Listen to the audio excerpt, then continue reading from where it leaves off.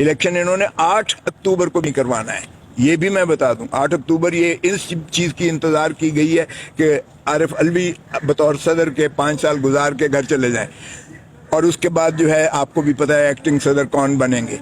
फिर ये इमरजेंसी लगाएंगे 234 235 की, फिर भी ये 8 अक्टूबर को कोई इरादा मुझे नहीं लगता इलेक्शन करवाने का, क्योंकि राना सनाउल्लाह का आपने सुन लिया है, या हम हैं या ये हैं। तो वो उनको नजर आ रहा है राना सनाउल्लाह को कि आज अगर इलेक्शन होता है तो पॉलिटिकल कैपिटल जिस तरह डूबा हुआ है उनका, ये इलेक्शन में नहीं जाना चाहता। और आर्टिकल 5 में ताबेदारी रियासत की है सिर्फ, और वफादारी आइन की है। इसमें ना अदलिया है, इसमें ना हुकूमत है, इसमें ना न्यूट्रल्स हैं।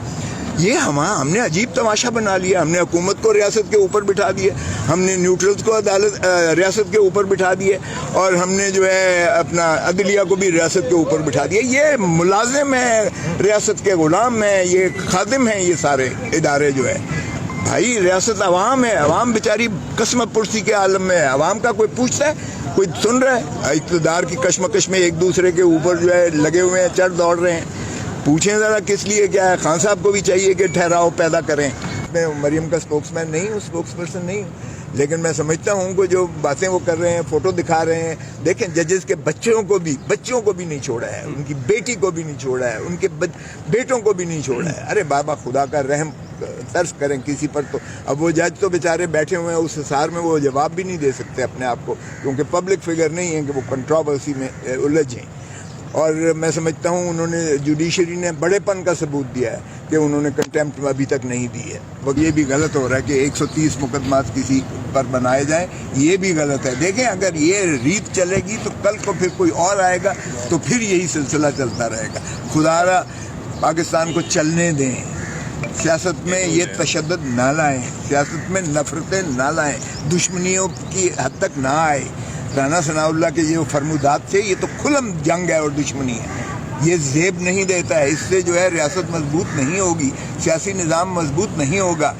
तीसरी कुव्वत को फिर जो है एक हम क्या पुकार दे रहे हैं। बहुत ज़्यादा सुप्रीम कोर्ट से तवक्को है इस वक्त कि वो आइन को नाफिज करें, और ये एक ऐसा डिफाइनिंग मोमेंट है सुप्रीम कोर्ट के लिए भी कि जस्टिस मुनीर की जो है वो दफन होना चाहिए। जस्टिस मुनीर ने जो इस मुल्क की अदालती निज़ाम के साथ किया और जो मुल्क के साथ किया, अगर आज चीफ जस्टिस बंदयाल साहब अपना किरदार अदा करें तो तारीख़ में वो जो है रकम होंगे कि उन्होंने आइन को नाफिज किया, और जो हल्फ पासदारी का जो उन्होंने हल्फ लिया था आइन की पासदारी का, आइन को अपहोल्ड करने का, आइन की बालादस्ती का, जो आइन का तकाजा भी है, उसको अगर वो मुसल्लत करेंगे और सही माने में चीफ इलेक्शन कमीशन और इलेक्शन कमीशन के ख़िलाफ़ भी कार्रवाई करेंगे, तो मैं समझता हूँ कौम और मुल्क में बहुत ज़्यादा पजीराई होगी और वो तारीख़ में रकम होगी। हमने जो है इस आइन के मावरा कोई काम करना है, बल्कि हमेशा ये होता है सेंट्रल एग्जीक्यूटिव आइन के हम खालिक हैं,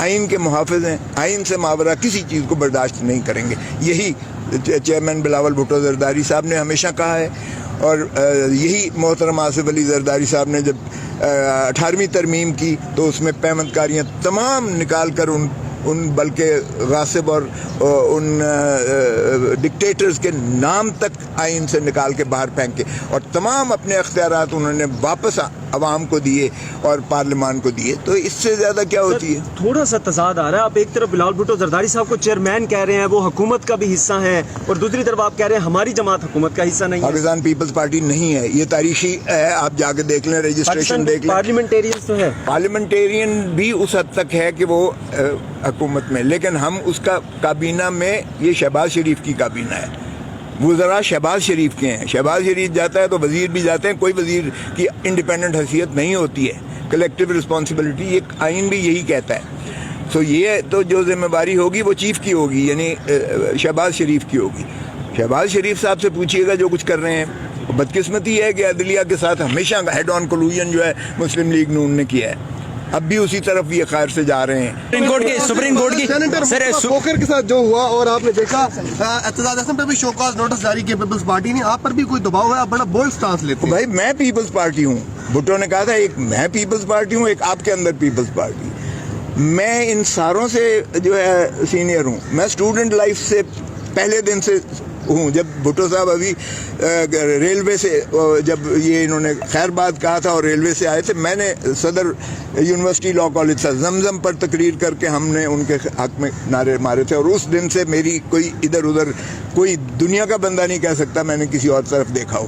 میں پیپلز پارٹی ہوں, اس لیے مجھے کس لیے خوف ہو. دیکھیں میں وہ بات کر رہا ہوں جو پیپلز پارٹی کے حق میں ہے, میں وہ بات کر رہا ہوں جو آئین اور قانون کو بالادستی کو مسلم کرتی ہے.